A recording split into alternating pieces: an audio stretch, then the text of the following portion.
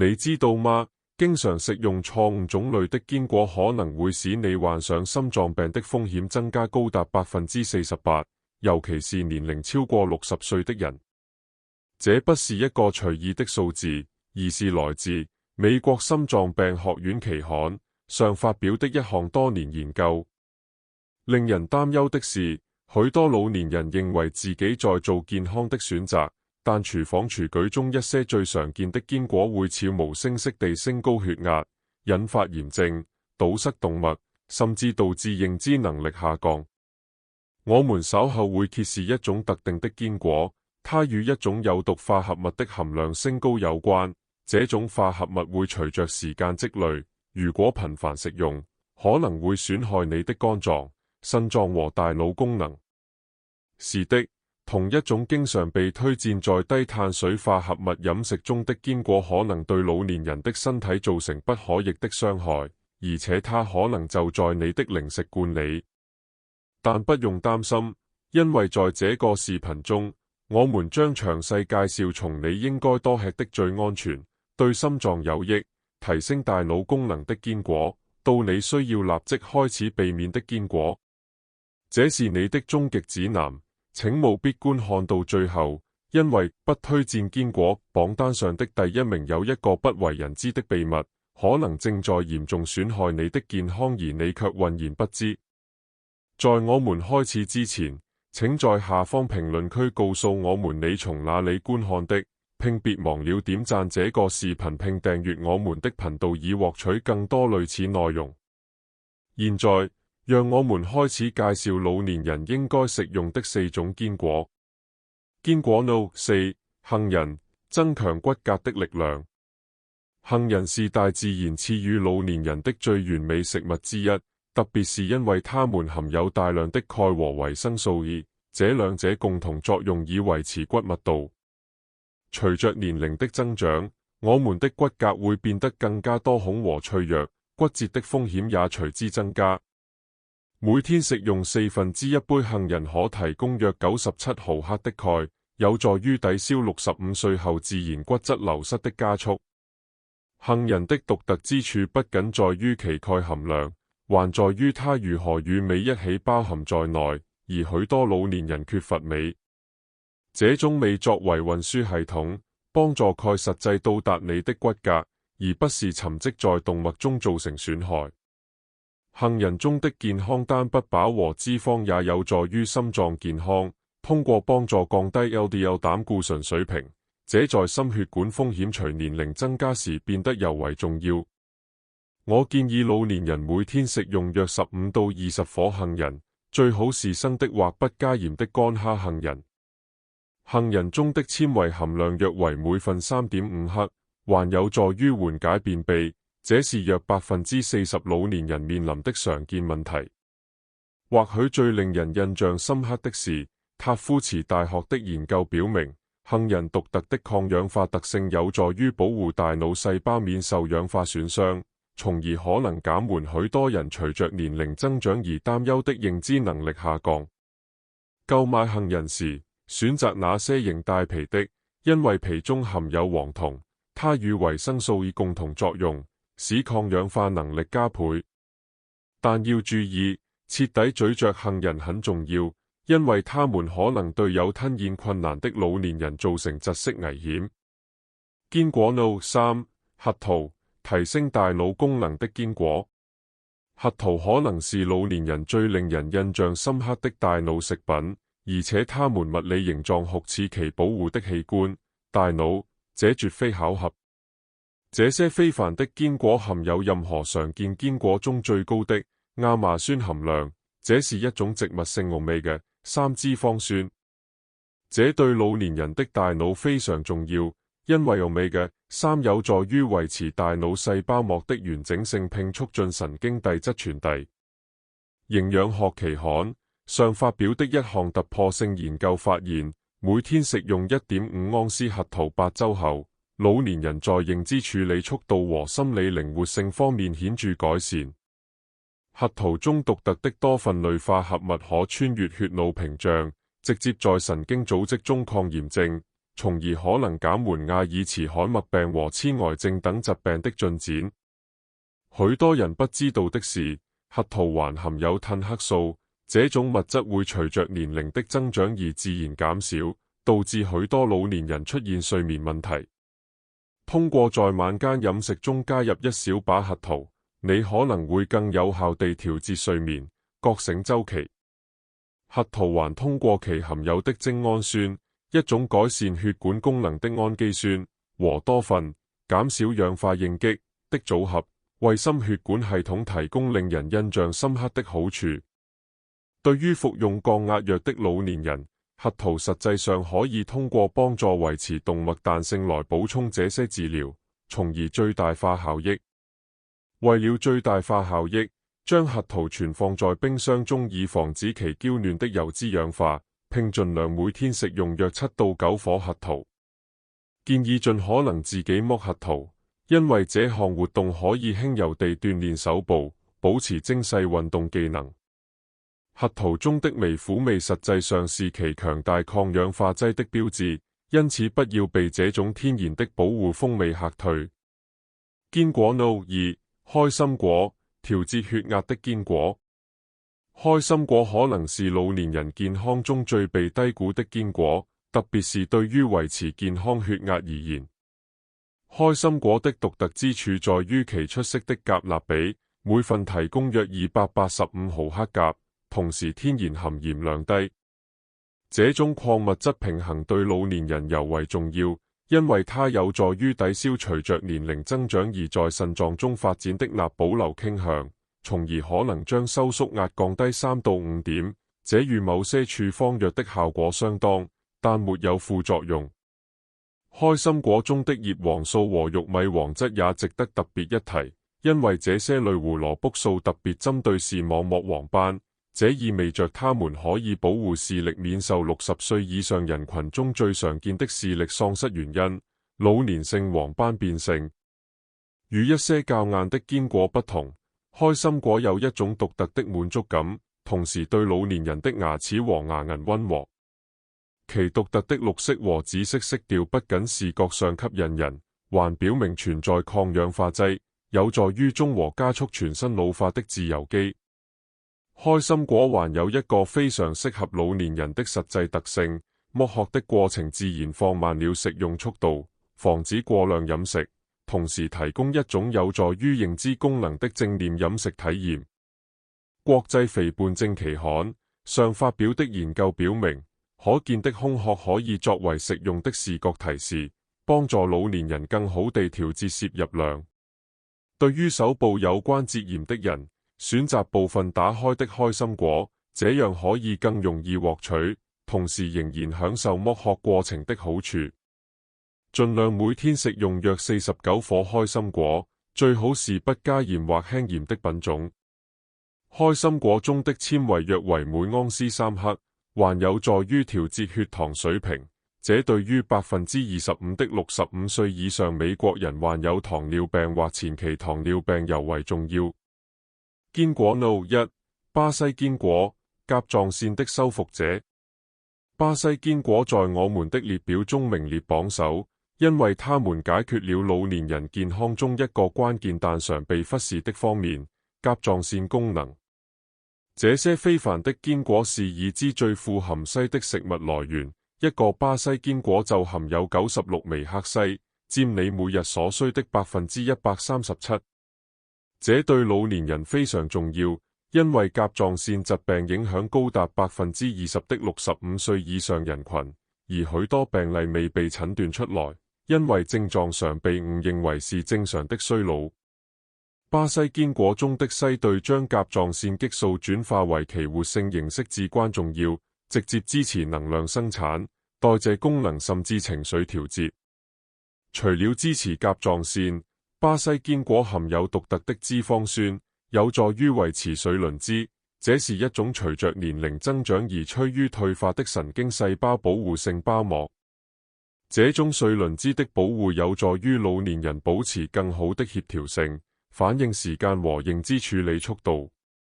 巴西堅果最引人注目的地方在於它們提供的硒形式是有機結合的，因此比合成西補充劑更易被人體利用。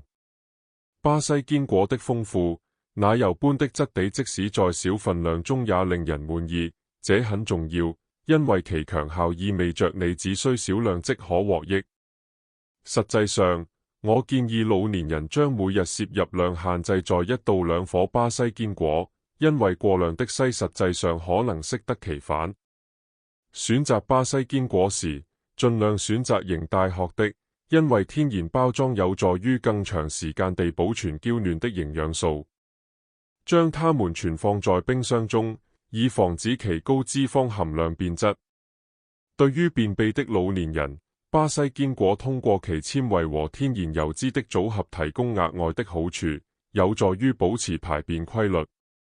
其天然的甜味和奶油味使其成為許多老年人尋求安慰的不健康零食的絕佳替代品。或許最令人印象深刻的是，新興研究表明，巴西堅果中特定的抗氧化劑可能有助於保護端粒，這是染色體末端的保護帽，通常會隨着年齡的增長而縮短，從而可能影響我們在細胞水平上的衰老方式。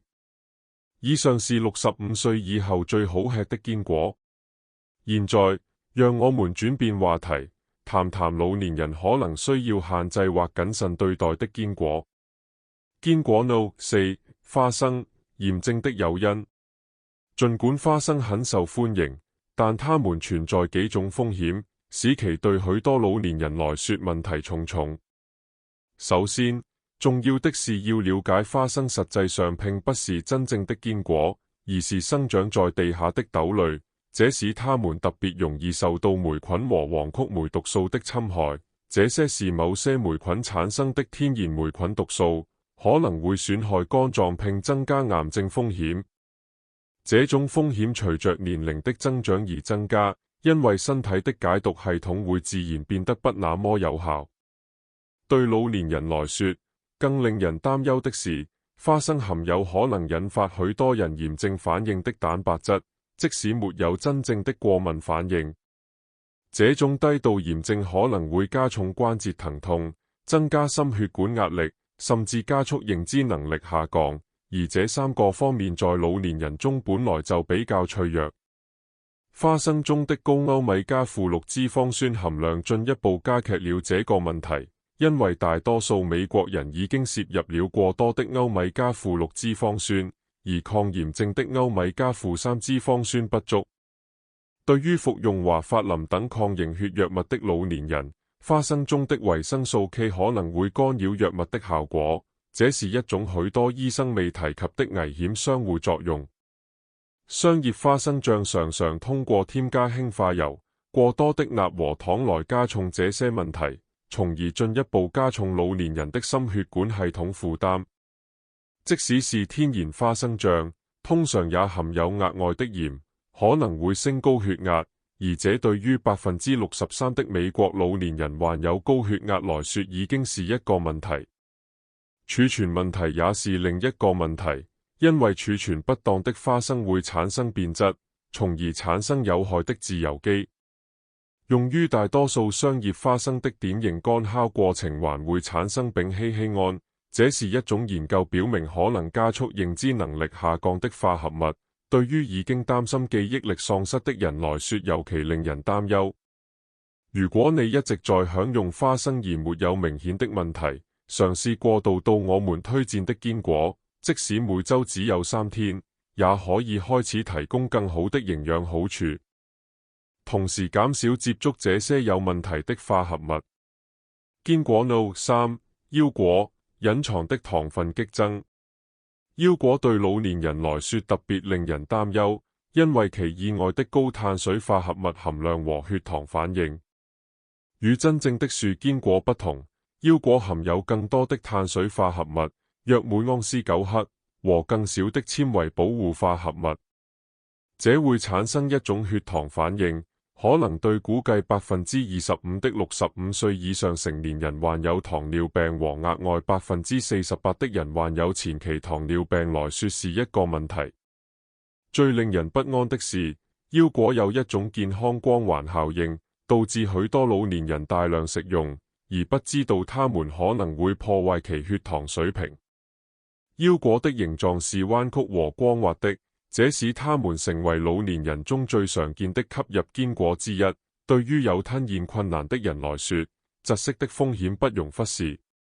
從營養角度來看，腰果含有高水平的草酸鹽，這些是可以與消化道中的鈣結合的化合物，從而減少鈣的吸收。而這對於已經面臨骨質疏鬆症風險的老年人來說是一個重大問題。這些同樣的草酸鹽可能會加重易患腎結石的個體的腎結石形成，60歲後風險顯著增加。腰果的加工也帶來了另一個隱藏的問題，腰果必須經過廣泛加工以去除漆樹，這是一種在毒藤中發現的同樣有毒化合物，而這種加工通常涉及高溫，會破壞其營養特性。商業品種通常經過油炸和重鹽處理，增加了不健康的脂肪和鈉，可能會升高血壓並增加心血管負擔。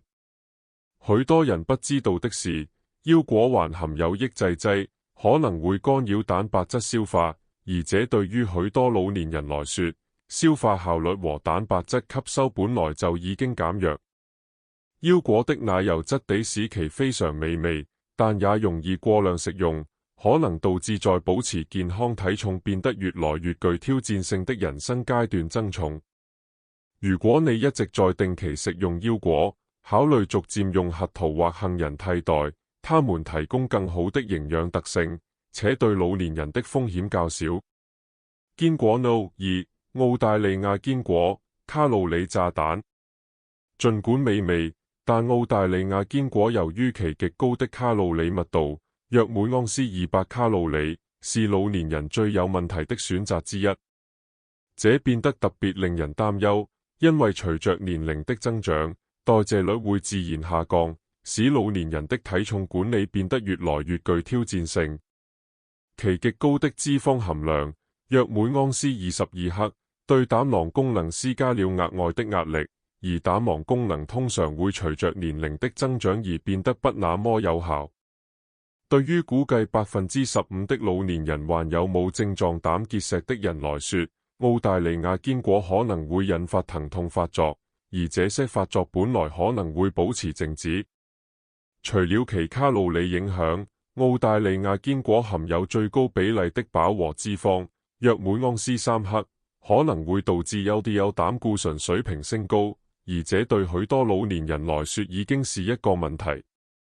其硬度和密度也對牙冠、矯架或牙齒變弱的老年人構成重大牙科風險，而這在65歲以後是一個常見問題，因為多年的磨損和鈣吸收減少會削弱牙齒強度。從實際角度來看，澳大利亞堅果是最昂貴的堅果之一，可能導致預算有限的老年人購買質量較低的品種，這些品種可能變質或儲存不當，從而增加接觸有害氧化脂肪的風險。商業澳大利亞堅果通常經過重鹽和油炸處理，增加了不必要的鈉和受損脂肪，進一步加重了已經有問題的營養特性。其豐富的奶油味可能會引發過量食用，特別是對於味覺敏感度降低的老年人，因此他們可能會尋求更強烈的味道。最令人擔憂的是，許多老年人食用澳大利亞堅果，誤以為他們在做出有益於心臟的選擇，而不知道支持堅果攝入以改善心血管健康的研究實際上排除或限制了澳大利亞堅果等高脂肪品種。因此，如果你一直在享用澳大利亞堅果，考慮過渡到開心果，它們提供同樣令人滿意的食用體驗，但營養特性更適合老年人。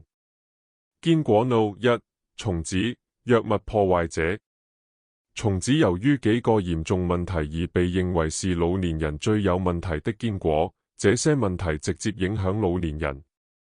最令人震驚的是，它們含有可能與60%以上常見老年人處方藥相互作用的化合物，可能會降低藥物的效果或產生危險的副作用。這些相互作用在降壓藥、他汀類藥物和某些抗抑鬱藥中尤為明顯，而這些藥物都是65歲以上成年人常見的處方藥。最令人擔憂的是，許多醫生和藥劑師從未警告患者這種食物、藥物相互作用。